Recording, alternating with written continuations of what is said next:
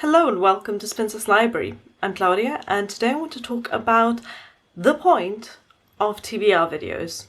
This video was inspired by a video I saw over on Katie's channel Books and Things, in which she talks about her own experiences with a TBR and her TBR. She goes into some real nerdy stuff with numbers and statistics. I really enjoyed that video, so I'll link it in the description box down below. However, Katie talks about the TBR as the physical collection of books that you haven't read yet, but that you own. Much like that pile of books you see in the background of my videos. That is my collection of unread books. But today I want to talk about the other meaning of TBR as we use it in this booktube, book internet sense, and that is as a reading list of a kind, as a list of books that you make for a specific time period or a specific event. For example, a TBR for May, or a TBR for Jane Austen July, or a TBR for a 24-hour readathon. It is kind of confusing that both of these concepts are called TBR, which by the way stands for to be read. Because on the one hand you have a pile of books that are to be read, and on the other hand you have a smaller selection of books that you pick out and curate for a specific event or a specific time period in which you want to read those. Although the term TBR is ubiquitous on BookTube, Book Twitter, Goodreads, book blogs, our 21st century book communities, the idea of making a list of books that you want to read is by no means a new one. I always am reminded of Emma in Jane Austen's novel Emma, which was published over 200 years ago, in which the main character and her friend Harriet spend a lot of time making reading lists and thinking about which books they're going to read this summer, for them then inevitably not to read those books. So even though Jane Austen didn't call it a TBR, that's essentially what it is. So clearly the idea of curating a list of books that you want to read in a specific time period is not a new one, even though maybe sometimes we millennials think we've invented everything, but it turns out that generations before us have spent time making lists of books that they then didn't read. Now, I personally came across the term TBR through BookTube.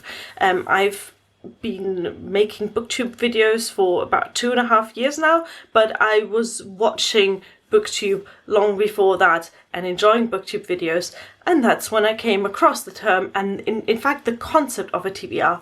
Before that, I never curated books that I wanted to read. I never made a list or set some books aside for a specific event.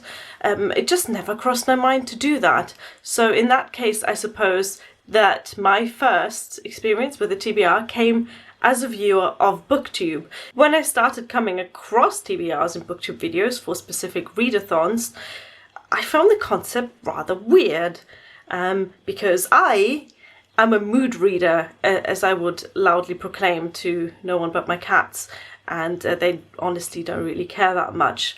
I never identified with this need to curate lists and to plan my reading. I almost, and it's kind of embarrassing to admit that now, but I almost wallowed in my perceived free-spiritedness that I don't know which book I pick up until the very second that I pluck it off the shelf. Needless to say, a lot has changed since, but there's always been this kind of undercurrent of, maybe contempt is too strong a word, but of derision for people who make TBRs by people who don't make TBRs. And in some extreme cases that takes the form of a bitter BookTube rant about how these young girls nowadays are only making TBR videos because it gets them views, and then they put the books aside and never look at them again.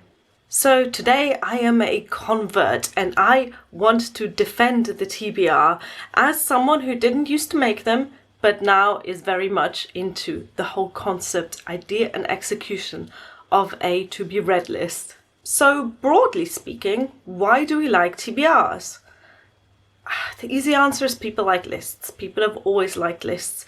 I can only speak from my own experience, but I love a good list.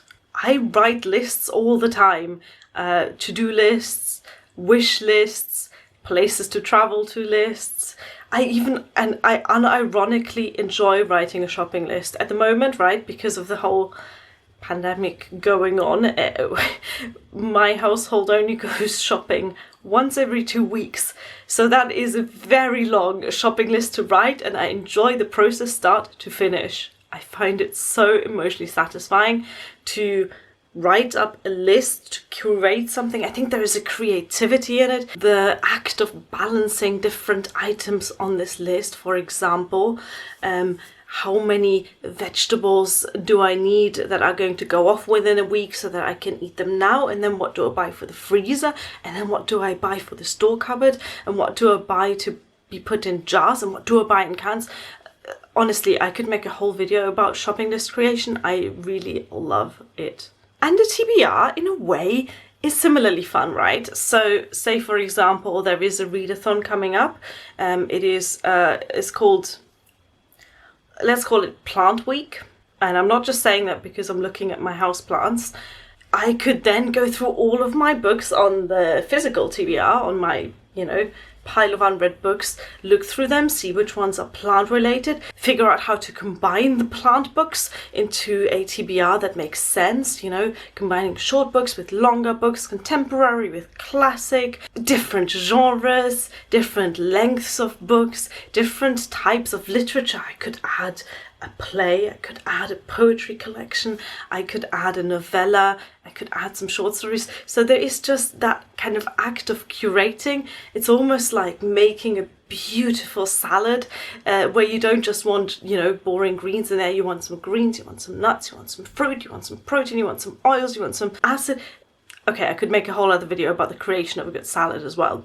But you get the point. Making TBRs is a lot of fun. It is creative. It makes you think, and it makes you plan, and it makes you excited about reading those books that you put on a list. And I think that excitement is the second aspect to why I love TBRs.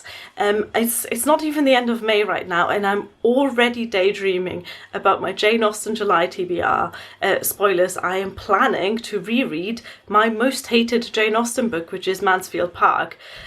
So I'm already kind of thinking about this event far in the future where I get to read some books I love and I get to discover some new books, and that excitement is half the fun. There is a German proverb saying Vorfreude ist die schönste Freude, which means the pleasure you have before a certain event is the most beautiful part of it. That was really badly translated. Go and Google it. And even if I'm making a TBR not for a certain event, say I've just decided to make a TBR for the month of June, that's still an excitement because it makes me think about the act of reading a book, which I like. I should also mention that it doesn't matter at all to me whether I actually stick to said TBR or not. If I get to the end of a readathon or a month or a year and I haven't read most of the books that I set myself at the beginning of that period, it's kind of fine because the whole point of a TBR is the anticipation of the reading. I mean, while it's nice to check off a list and while there is an extra kind of satisfaction that comes with having completed a TBR or nearly completed a TBR, for me that is not part of the motivation of why I enjoy making these lists. And I certainly don't beat myself up for not hitting those targets, if you want to call them that. Now, a smaller benefit of TBRs for me, but maybe a much bigger draw for other people, is the idea of preventing or offsetting decision fatigue. Now, I have a relatively not small but not overwhelming amount of unread books. It's in the 60s, so I pretty much know what I have on my physical TBR, and I don't find it stressful to pick from that amount of books. But there are people who have many more unread books in their home. hundreds of unread books, where I can only imagine it can be quite stressful to look at this entire selection and then pick the next read. Whereas if you curate a TBR, you're essentially making a shortlist from which you can then pick, which can certainly help with that decision-making process. Now, another big draw for me, and I think for many others as well, is the community aspect of TBRs. One of my favourite times in September is when we get to the end of September and everyone starts making their Victober TBRs. And I sit there and I make my own Victober TBR, I film it, I upload it, and then I just have a good long Victober TBR binge where I go on YouTube and I find other people's TBRs, and I just enjoy those so much because, well, maybe there is someone who's reading the same book I have put on my TBR, and that's super exciting. But also, maybe there's someone who's put a book on the TBR, on their TBR, that I have read and enjoyed, and then I can go and comment about how much I enjoyed that book. And there is just something lovely and communal about setting these reading goals together. And I think that ultimately is why TBR videos are so popular. It's not because booktubers are lazy and a TBR video is easy to make, although it is easy to make. I can't deny that. But we want to share these lists because we want to exchange opinions about them, because we want to enjoy that feeling of being in a community of people that are reading similar things, that are reading the same things, that are looking forward to the future with such joy that only a TBR video can really portray. Because there's no negative opinions in a TBR video, right? You pick a TBR, you make a video about it, and you're just excited about every single book on that TBR, which can't be said for wrap-up videos or book review videos. The TBRs are pure and joyful and positive, and yeah, they're not the deepest, most thoughtful, most thought out, most analytical videos, but no one expects that of them.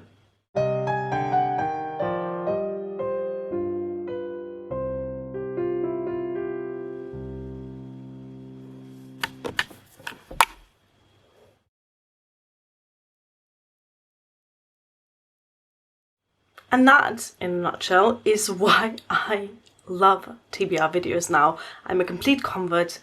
I didn't used to like them, and then I got involved and I started making my own. And that's not to say that TBR videos are for everyone. I'm sure there's plenty of people who either find them stressful, find them pointless, or just don't enjoy making lists.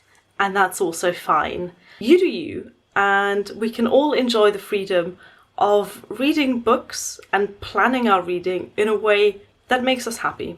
Wow, this video was so disgustingly sweet and uncontroversial, I don't even know myself. Anyway, let me know your opinion in the comments down below, and thank you for watching. Bye!